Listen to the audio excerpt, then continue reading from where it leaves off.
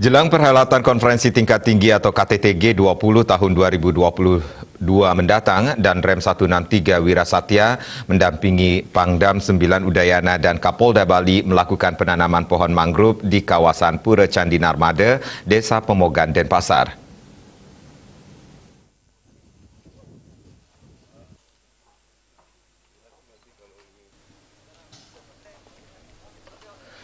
Dengan menggunakan kano yang dipandu anggota nelayan, Pangdam beserta rombongan melaksanakan penanaman pohon mangrove yang akan dijadikan tempat kunjungan para pemimpin G20 tahun depan.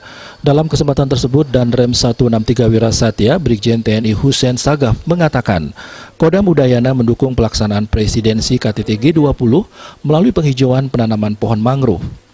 Untuk acara kali ini, sebanyak 1.000 pohon mangrove yang ditanam. Namun untuk seluruh Bali sekitar 30.000 pohon yang akan ditanam secara bertahap di beberapa wilayah Kodam 9 Udayana.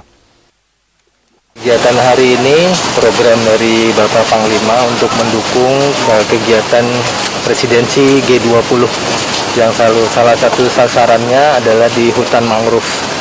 Sehingga kita bersama dengan Pak Kapolda, Bapak Pangdam, Bapak Gubernur yang diwakili Kadis KHL, kemudian Bapak Wali Kota sama Ketua DPRD, kita semua bersama-sama melaksanakan penanaman benteng. Karena kalau nggak ada benteng dari petani sini, dia nggak akan tumbuh. Selain itu, Wali Kota Denpasar, Jaya Negara sangat mengapresiasi kegiatan penanaman pohon mangrove guna pelestarian hutan mangrove, serta mendukung pelaksanaan KTT G20 tahun 2022 mendatang. Yang jelas kan yang pertama kami memberikan apresiasi, ucapan terima kasih kepada Pak Panglima, Bapak Danrem yang telah melaksanakan penanaman mangrove ini. Karena kan seperti beliau arahnya tadi, ini sangat mendukung sekali untuk pelaksanaan presidensi G20-nya.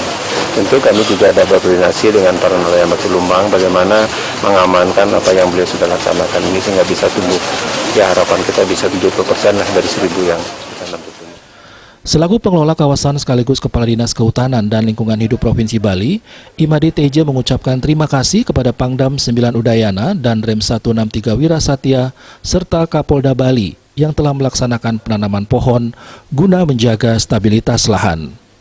Selaku pengelola kawasan, berterima kasih ya pada Bapak Kapolda, Bapak Pangdam, Pak Kapolda, dan Pak Danrem, itu semua ikut terlibat untuk bersama-sama untuk menjaga, meningkatkan rehabilitasi lahan. Jadi mudah-mudahan dengan contoh ini bisa berkembang di desa-desa lain, khususnya ada mangrove.